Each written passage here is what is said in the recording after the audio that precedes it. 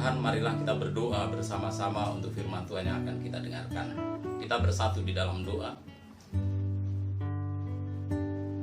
Kiranya damai sejahtera yang melampaui segala akal dan pikiran manusia menguasai hati dan pikiran kita sekalian di dalam nama Tuhan Yesus Kristus. Amin. Bapak Ibu, kita sudah belajar bersama-sama tentang kematian Tuhan Yesus Kristus pada hari Jumat Agung yang lalu, dan kita juga sudah belajar bersama-sama tentang kebangkitan Tuhan Yesus pada hari Raya Paskah yang lalu. Hari ini kita mau belajar bersama-sama tentang Yesus menampakkan diri kepada para murid-Nya. Setelah Yesus bangkit dari antara orang mati, maka Yesus menampakkan diri kepada murid-murid-Nya. Apa sebenarnya yang menjadi tujuan dari Tuhan Yesus Kristus menampakkan diri kepada para murid? Nah, hari ini kita mau belajar satu peristiwa dari banyak peristiwa lain tentang Yesus menampakkan diri kepada para murid-Nya. Mari kita bersama-sama membuka Alkitab kita di dalam Injil Yohanes pasal yang ke-20 ayat yang ke-19. Kita akan bersama-sama membaca firman Tuhan ini. Saya akan membaca dengan suara yang keras. Bapak Ibu saudara-saudari sekalian akan menyimak di dalam hati Bapak Ibu sekalian. Injil Yohanes pasal yang ke-20 ayat yang ke-19.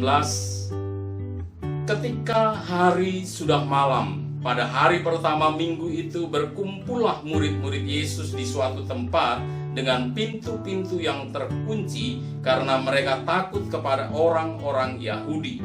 Pada waktu itu datanglah Yesus dan berdiri di tengah-tengah mereka dan berkata, "Damai sejahtera bagi kamu." Ayat yang ke-24, tetapi Thomas, seorang dari ke-12 murid itu yang disebut Didimus, tidak ada bersama-sama dengan mereka ketika Yesus datang ke situ. Ayat 25, maka kata murid-murid yang lain itu kepadanya, "Kami telah melihat Tuhan." Tetapi Thomas berkata kepada mereka, "Sebelum aku melihat bekas paku pada tangannya, dan sebelum aku mencucukkan jariku ke dalam bekas paku itu, dan mencucukkan tanganku ke dalam lambungnya, sekali-kali aku tidak akan percaya." Nah, Bapak Ibu, kita melihat Alkitab menjelaskan bahwa Yesus menampakkan diri kepada para murid, tetapi pada saat itu Thomas tidak sedang bersama-sama dengan mereka. Ketika murid-murid yang lain menjelaskan atau memberitahukan kepada Thomas bahwa mereka melihat Yesus yang bangkit dari antara orang mati, Thomas tidak percaya. Thomas mengajukan satu persyaratan untuk bisa percaya kepada Tuhan. Thomas memberikan syarat. Thomas ingin melihat bukti terlebih dahulu sebelum dia percaya. Nah, Bapak Ibu Saudara yang kekasih, inilah kecenderungan umum manusia. Pada umumnya manusia cenderung untuk baru mau percaya kalau dia sudah melihat buktinya. Hari ini kita mau belajar bersama-sama tentang kebenaran firman Tuhan. Mungkin Bapak Ibu saudara-saudari sekalian berkata di dalam hati, kalau saya sembuh, maka saya akan percaya kepada Tuhan. Kalau Yesus mencukupi saya, maka saya akan percaya kepada Tuhan. Saya akan berbakti kepada Tuhan. Kalau masalah saya selesai, maka saya akan percaya kepada Tuhan. Kalau Tuhan menyingkirkan orang-orang yang menyakiti hati saya, maka saya akan percaya kepada Tuhan. Mungkin ada yang berpikir, Tuhan, kalau Engkau melepaskan aku atau keluargaku atau siapapun orang yang saya kenal dari COVID-19, maka saya akan percaya kepada Tuhan. Atau mungkin Bapak Ibu saudara-saudari sekalian telah percaya dengan benar di awal, namun iman Bapak Ibu saudara-saudari sekalian menjadi lemah oleh karena keadaan saat ini, dan Bapak Ibu mulai mengatakan, Tuhan, kenapa tidak seperti yang saya harapkan? Kenapa tidak baik-baik saja kehidupanku setelah saya percaya kepada Tuhan? Dan keadaan itu telah membawa Bapak Ibu saudara-saudari sekalian kepada kejenuhan dan keraguan tentang Tuhan.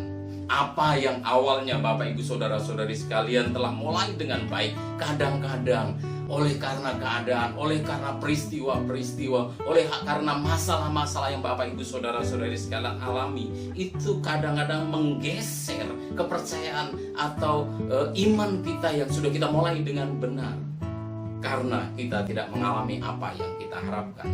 Nah, demikianlah yang juga sesungguhnya terjadi dalam diri Thomas. Thomas juga ingin melihat terlebih dahulu sebelum dia percaya. Syukur kepada Tuhan Allah kita.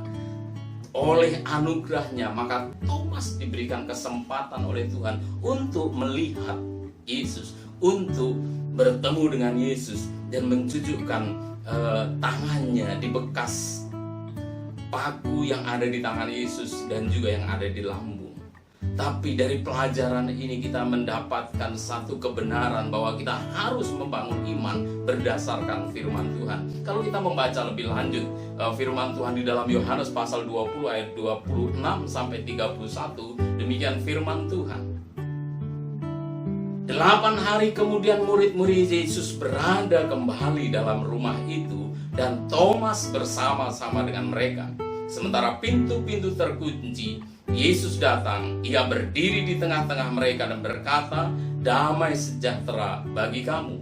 Kemudian ia berkata kepada Thomas, "Taruhlah jarimu di sini dan lihatlah tanganku. Ulurkanlah tanganmu dan cucukkan ke dalam lambungku, dan jangan engkau tidak percaya lagi, melainkan percayalah." Thomas menjawab dia, "Ya Tuhanku dan Allahku."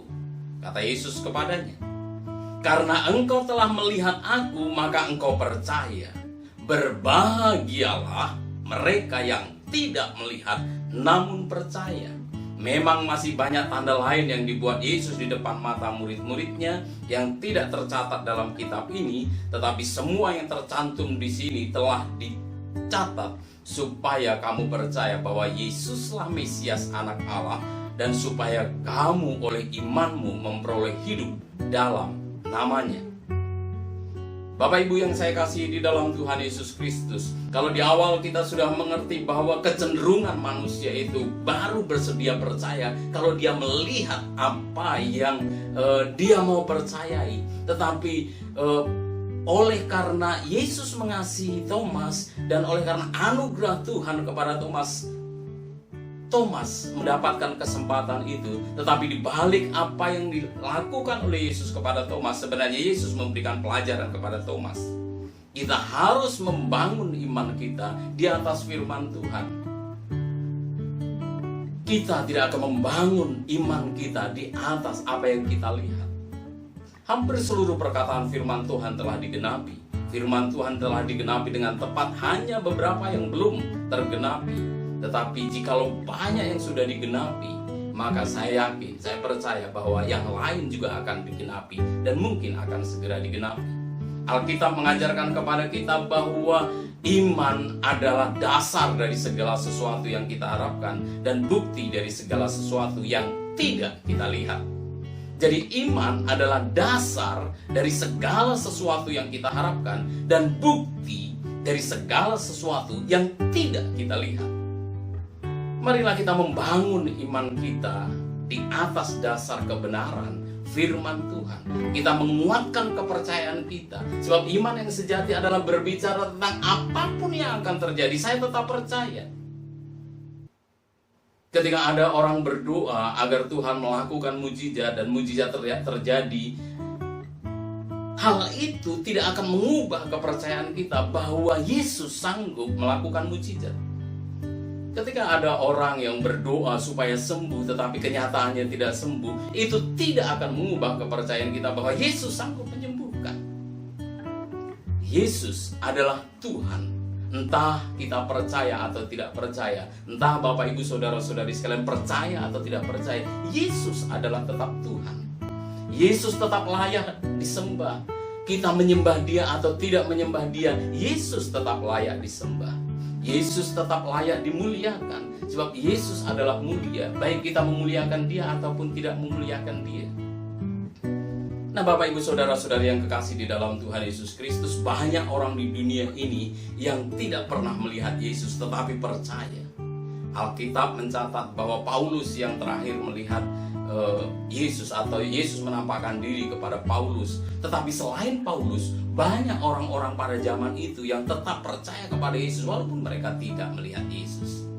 Bapak Ibu saudara-saudari sekalian, saat ini engkau mungkin sedang ada dan mendengarkan apa yang firman Tuhan sampaikan. Dan Bapak Ibu saudara-saudari sekalian, mungkin ada pertanyaan di dalam diri Bapak Ibu. Buktikan kepada saya jikalau Yesus adalah Tuhan. Bapak Ibu perhatikan, saya mau katakan sesuatu, kebenaran firman Tuhan. Urungkan niat hatimu itu dan percayalah kepada Tuhan. Sampai engkau benar-benar percaya bahwa Yesus adalah Tuhan, maka sampai itulah Bapak Ibu saudara-saudari sekalian baru akan mengalami kebahagiaan yang sesungguhnya. Berbahagialah kita, orang-orang yang mendengarkan firman Tuhan, orang-orang yang sudah merenungkan firman Tuhan dan yang melakukan firman Tuhan. Mari kita berdoa Bapak Ibu saudara-saudari sekalian. Sementara Bapak Ibu konsentrasi dengan Tuhan, Bapak Ibu mungkin perlu menjawab di dalam hati Bapak Ibu saudara-saudari sekalian. Apakah saya sungguh-sungguh sudah percaya kepada Tuhan? Kalaupun keadaanku berubah-ubah, kalaupun keadaan tidak selalu baik, masihkah Bapak Ibu saudara-saudari sekalian percaya kepada Tuhan? Kalaupun hari ini engkau belum mengalami mujizat, apakah engkau masih tetap percaya bahwa Yesus dapat melakukan mujizat? Kalaupun hari ini engkau belum menyembah Tuhan Yesus, apakah engkau mau bersedia hari ini untuk percaya kepada Dia? Bapak Ibu, renungkan kebenaran firman Tuhan dan terima dengan sungguh-sungguh di dalam Tuhan. Kita berdoa.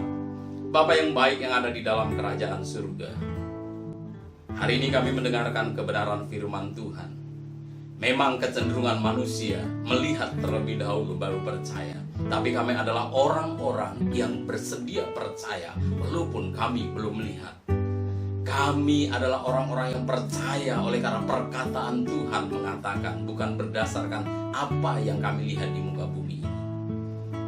Bapa, Engkau akan tolong setiap kami untuk dapat mengerti, memahami kebenaran firman Tuhan ini.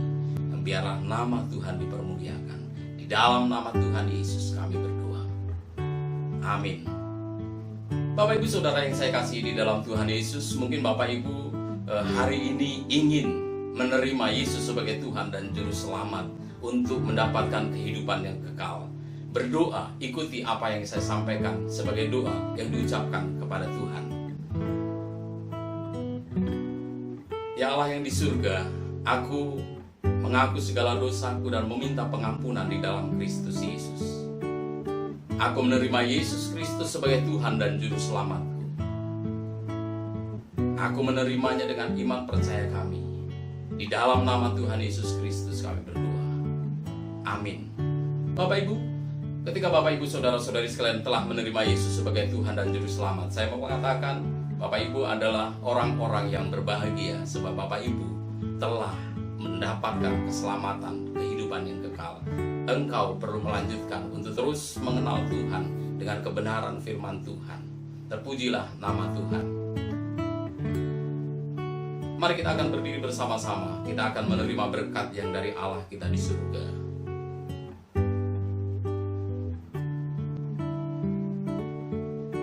Bapak Ibu saudara-saudari sekalian, angkatlah kedua tanganmu, arahkanlah hatimu kepada Tuhan, pulanglah dan terimalah berkat Tuhan. Kiranya anugerah dari Allah Bapa, keselamatan di dalam Tuhan Yesus Kristus, serta persekutuan di dalam Roh Kudus menyertai engkau sekalian dari saat ini sampai Maranatha Tuhan Yesus datang kali yang kedua. Amin. Selamat berhari Minggu, Tuhan Yesus memberkati. Shalom.